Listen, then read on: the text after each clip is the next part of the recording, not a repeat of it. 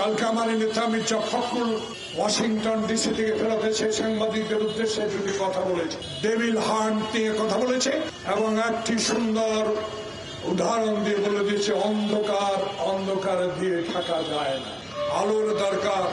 সে আলো আপনার কাছে আমরা আশা করি ডক্টর ইউনূস দয়া করে আপনার সহকর্মীরা যেন না বলে 54 বছরে রাজনৈতিক দল সংস্কার করতে পারে, এমন কথা আপনার স্টাফরা যেন না বলে নির্বাচন 26-এর মাঝামাঝি হতে পারে, এমন বেফাস কথা বলে বাংলাদেশের মানুষকে আর আতঙ্কিত করার কোনো প্রয়োজন নাই।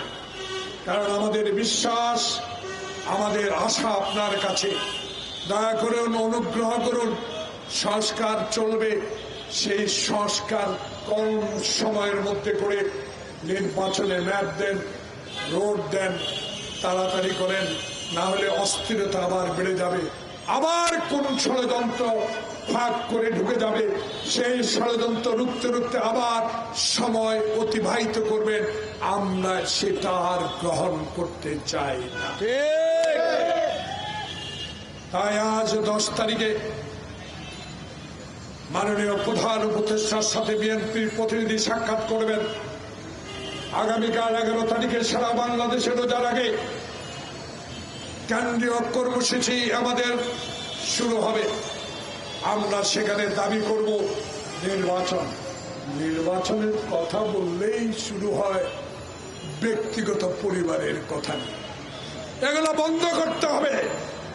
যারা মির্জা ফখরুলের সমালোচনা করেন, আমি জোর গলায় বলতে পারি, চিৎকার দিয়ে বলতে পারি,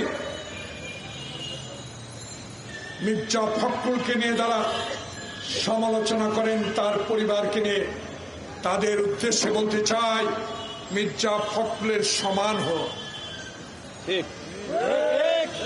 মির্জা ফখরুলের সমান হয়ে তার সমালোচনা করুন।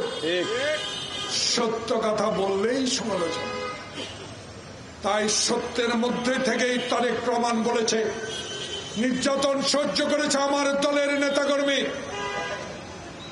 হাঁটু পানিতে দাঁড়িয়ে পুলিশের ভয়ে যারা রাত কাটিয়েছে, যারা জঙ্গলে কবরস্থানে ঘুমিয়ে হাসিনার পুলিশের অত্যাচার থেকে রক্ষা পেয়েছে, তাদের অনেক ক্ষোভ ছিল। প্রিয় ভাইরা, এই শেখ হাসিনা, তোমার ক্ষোভের কথা তুমি বলেছিলা, আওয়ামী লীগ ক্ষমতায় না থাকলে একটা কর্মীও থাকবে না।